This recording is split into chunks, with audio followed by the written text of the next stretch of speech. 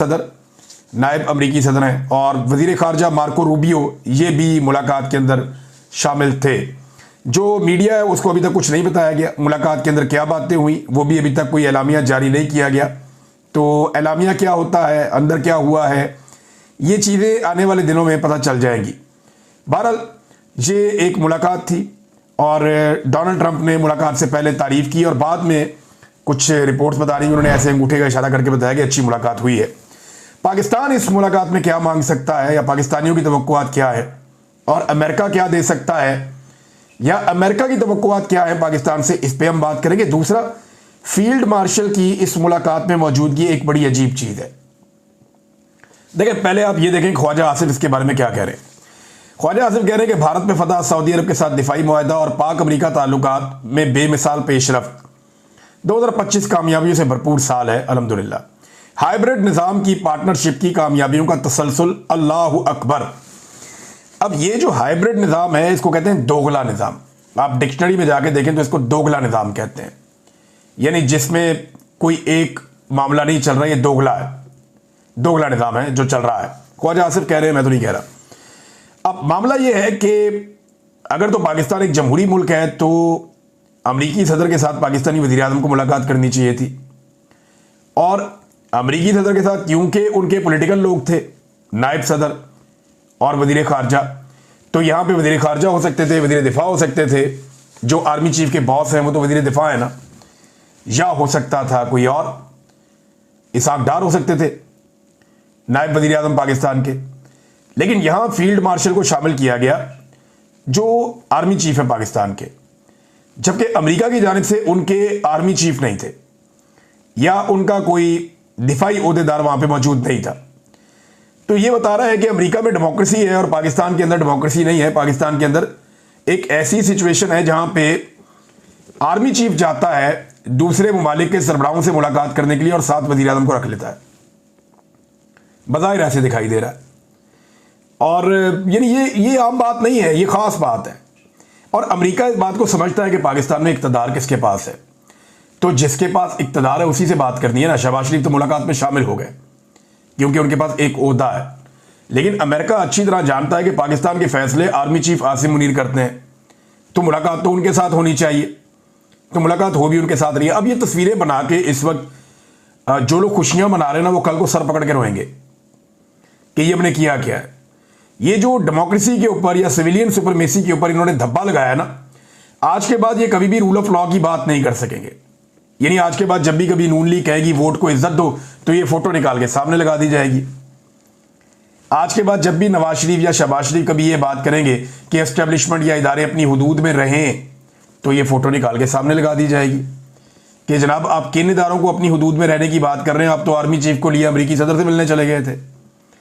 तो ये एक प्रॉब्लमेटिक चीज़ रहेगी फ्यूचर में PMLN के लिए। ये तस्वीरें बन तो रही हैं, वक्ती तौर पर शायद फ़ायदा भी दे रही हैं। और डोनाल्ड ट्रंप की मैं बता दूँ, उसको आदत है, जब इमरान खान साहब डोनाल्ड ट्रंप को मिलने गए थे ना, तो उस वक्त भी इसने इमरान खान की बहुत तारीफ़ें की थी। अल्फाज मुझे आज भी याद हैं, और इन विजुअल से बहुत बेहतर विजुअल्स आए थे।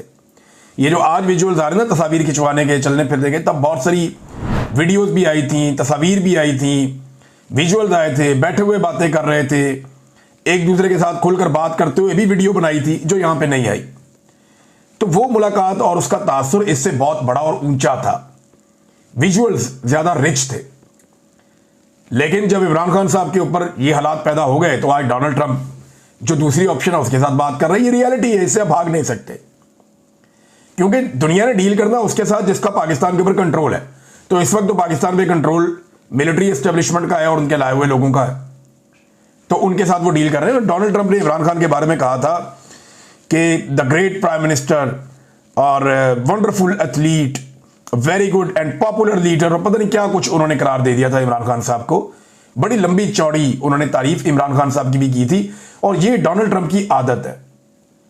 डोनाल्ड ट्रंप ने सिर्फ ज़ेलेंस्की के साथ एक मामला ऐसा हुआ माजी करीब में जहां पे उन्होंने थोड़ा सा उसके साथ अलग रवैया रखा, और वो एक पॉलिसी थी। वो चाह रहे थे कि मादनियात मिल जाए, तो बाजू मरोड़ दिया। अब पाकिस्तान से मादनियात बगैर बाजू मरोड़े ही मिल रही हैं, तो क्या जरूरत है बाजू मरोड़ने की। तो ये डोनाल्ड ट्रंप का तरीकाकार है। इमरान खान साहब को भी ऐसे ही बुलाया, फील्ड मार्शल को भी ऐसे ही बुलाया, नरेंद्र मोदी को भी ऐसे ही बुलाया, अभी एर्दोगान के बारे में बात की, वहां पे भी ऐसे ही बात की। तो जिसके बारे में बात की डोनाल्ड ट्रंप ने लगभग मिलती जुलती बात की है। तो ये डोनाल्ड ट्रंप की शख्सियत का खासा है। इसको लेकर जो लोग बगले बजा रहे हैं कल सर पकड़ के भी बैठ सकते हैं। बहरहाल अब फील्ड मार्शल और आसिम मुनीर साहब क्या गजा पर जो अमेरिका बार बार करारदाद आती है उसको वीटो कर देता है, क्या इस पे बात कर पाएंगे? मेरे ख्याल में इनकी जरूरत ही नहीं है। क्या ये कश्मीर की आज़ादी के लिए ट्रंप से कोई बयान दिलवा पाएंगे? मुझे नहीं लगता ये इनके एजेंडे पर भी होगा। क्या ये आफिया सिद्दीकी की रिहाई करवा पाएंगे? ये एक बड़ा सवाल है। पाकिस्तानी तो यही चीजें कहते हैं कि गजा में जंगबंदी तो करवा दें कम से कम। अब हमें तो अमेरिका से ये बातें हैं जिन पे हम बातचीत कर सकते हैं या ट्रेड पे बात कर सकते हैं, क्योंकि क्लाइमेट चेंज पे आप डोनाल्ड ट्रंप से बात करेंगे वो डांट देगा, वो इसमें मानते ही नहीं है। वो ये कहते हैं ये सब डिकोसला है, इसको मत मानो, आप बस इंडस्ट्री लगाओ, जो काम करना है आप करो। अमेरिका को हमसे क्या चाहिए जरा ये आप देख लें। हमें अमेरिका से खैरात ही चाहिए ना, और क्या चाहिए, या उसका आशीर्वाद चाहिए सिर के ऊपर। लेकिन अमेरिका को पाकिस्तान से क्या चाहिए ये आप गौर करें। ट्रंप को अब्राहम अकॉर्ड के ऊपर दस्तखत चाहिए, ये बात नजम सेठी भी कर रहे हैं और लोग भी कर रहे हैं। एक्चुअली ट्रंप ये चाहता है कि पाकिस्तान इसराइल को तस्लीम करे, और मैं ये मानता ही नहीं कि ट्रंप ने पाकिस्तान से इसराइल के हवाले से ऐसी कोई बात ना की हो, गो के इस बात का एलामिया जारी किया हो या ना किया हो।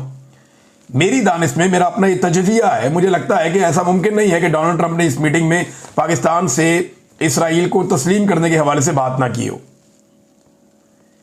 नोबेल इनाम के लिए ट्रंप को पाकिस्तान की सपोर्ट चाहिए लगातार, और जितने भी हुक्मरान जाते हैं, यानी एक तरफ जो फलस्तीनियों के साथ जुल्म और जबर हो रहा है उसमें अमेरिका सपोर्ट कर रहा है, दूसरी तरफ जितने मुसलमान हुक्मरान जाते हैं वो जाके ट्रंप की खुशामद करते हैं, और हमने देखा खुशामद होते हुए।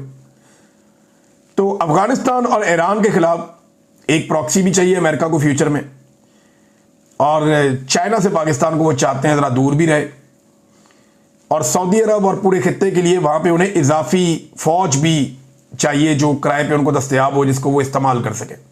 ये रीजन के लिए भी आप देखिएगा आने वाले दिनों में और भी जगहों पे पाकिस्तान के मुआहदे हो जाएंगे, और पाकिस्तान के जो कीमती रेयर अर्थ मिनरल्स हैं ये भी अमेरिका को चाहिए। तो अमेरिका की डिमांड्स भी ऑब्वियस हैं और पाकिस्तान की भी। अब एक और सवाल नाज़रीन पैदा हो गया, और ये सवाल एक बड़ा सवाल है।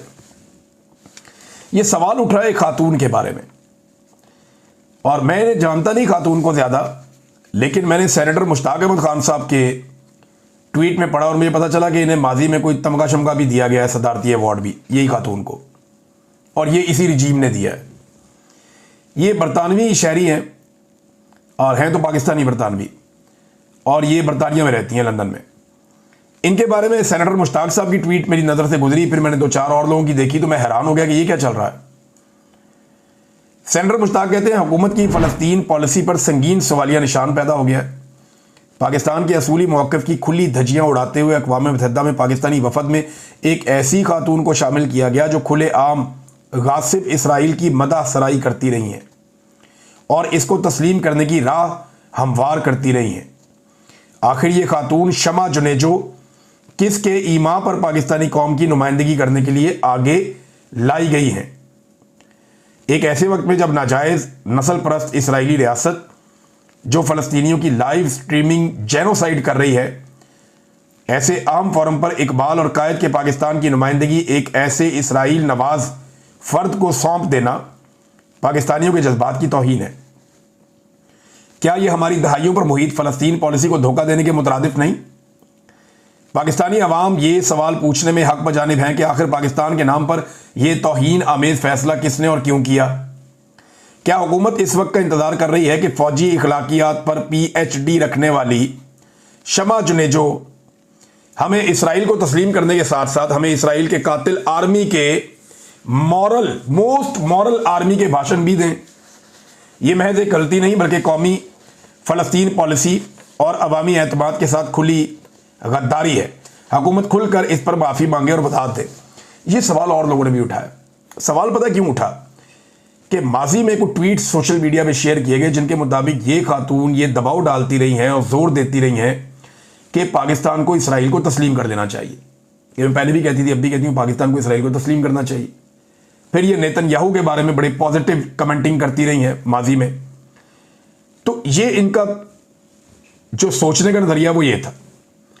लेकिन अभी अचानक से मामला तब सामने आता है जब यह पता चला कि शहबाज शरीफ साहब जब बरतानिया गए तो इस खातून को उनके बहुत करीब एक्सेस हासिल हो गई और ये बहुत इंपॉर्टेंट चीजों के अंदर इनकी मुदाखलत हो गई। मिसाल के तौर पे ये खातून लिखती है अपने ट्विटर पे कि आज लंदन के चर्चिल होटल में, जहां पे ये शहबाज शरीफ वगैरह ठहरे हुए थे, फायर अलार्म की वजह से हम सबको इमरजेंसी में बाहर निकलना पड़ा। फायर अलार्म बज गया ना तो आपको फौरन निकलना पड़ता है इमरजेंसी एग्जिट से। मेरे लिए सबसे मुश्किल काम 7वें फ्लोर से फाइलों समेत, अब ये फाइलों का लफ्ज है, फाइलों समेत सीढ़ियां उतर के नीचे भागना था, लेकिन बचत हो गई और गिरी नहीं। हाई कमीशन के स्टाफ ने मदद की और अंदर जाने तक साथ ही रहे।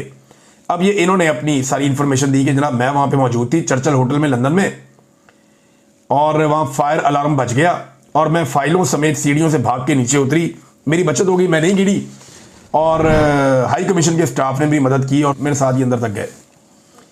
अच्छा, अब इनसे एक सवाल किया है एक अकाउंट होल्डर ने, जिसका एक अकाउंट है सोशल मीडिया पे।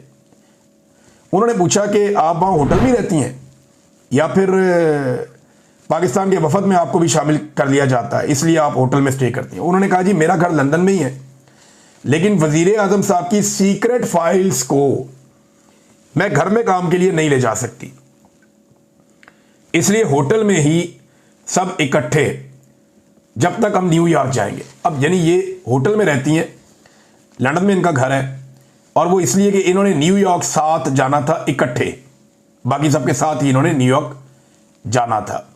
अब इसमें ना एक ट्वीट और था जहां से सबके कान खड़े हुए थे, बाद में पता चला ये ट्वीट अब मौजूद नहीं है।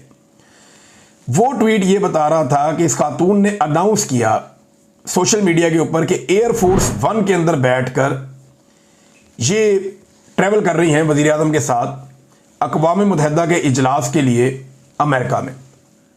और फिर एक तस्वीर देखी गई सोशल मीडिया पे और मीडिया पे भी आई कि ख्वाजा आसिफ बैठे हुए, उनके पीछे बिल्कुल ये खातून बैठी हुई हैं। यानी जब पाकिस्तान की नुमाइंदगी हो रही है तो ये खातून वहाँ नुमाइंदगी कर रही हैं। और ये जो अक़वाम मुत्तहिदा का इजलास है जनरल असम्बली का, इसमें जो सबसे अहम नुक्ता है तमाम ममालिक जिस पे बात कर रहे हैं वो फ़लस्तीन है और इसराइल के ख़िलाफ़ बात कर रहे हैं ज़्यादा ममालिक, और पाकिस्तान का इस पर एक बड़ा वाज़ेह मौक़िफ़ रहा है। उस वक्त पाकिस्तान के डेलीगेशन में एक ऐसी खातून का शामिल होना जिनके माजी के ट्वीट्स जो वायरल हुए आजकल, जिनके बारे में लोग ये क्लेम कर रहे हैं कि ये कहती रही है कि जी इसराइल को तस्लीम करना चाहिए और ये उस बात की हामी है। अब ऐसी खातून का शामिल रहना ये एक बड़ी अजीब बात है। इनका जो तफसीली ट्वीट है ना वो बहुत हैरत अंगेज है। उस ट्वीट के अंदर इन्होंने बहुत